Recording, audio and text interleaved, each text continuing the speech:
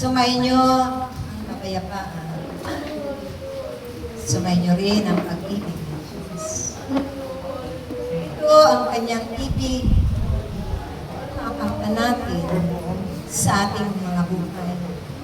Ang biyaya at himala ng kanyang pagpapahalaga at pag-ibig.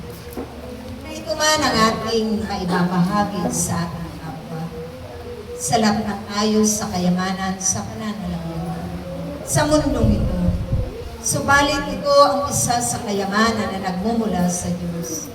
Na ay ibig niyang ibahagi natin lagi sa ating mga kapwa-tao sa sanglibutan ito, maging ito man ay italaganap natin sa nangganan.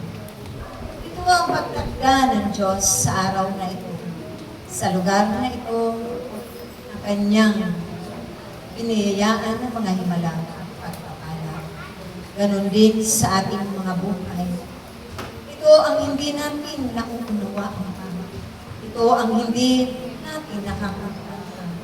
Subalit sa pamamagitan ng pagtitipong ito, ang kanyang itinalaga, tunay na mauunawaan na natin.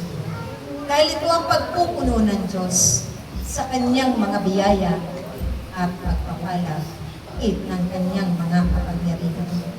Naway, pahalagahan natin ito at pakaiingatan sa ating puso at kalooban. Ito man nawa ay lagi natin gamitin sa kabutihan. Huwag natin ipagkait kanino man.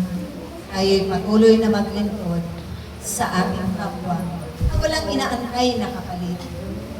Iyayaan din tayo ng Diyos ng kanyang mga kanting pagpapala sa darating na mga panahon, sa takdang na panahon na kanyang ibibigay ito sa ating araw-araw na pamumuhay.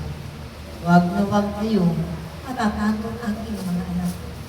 Ibahagi at italaganan ang kabutihan niya upang siya'y laging makarangalan natin sa pamamagitan ng ating panganghalap ng mga upang na malaon niyang pinananabikan upang mailapit din natin sila sa Diyos at makakan ang siksik-liklik na biyaya na nagmula sa Kanya. Amen. Amen.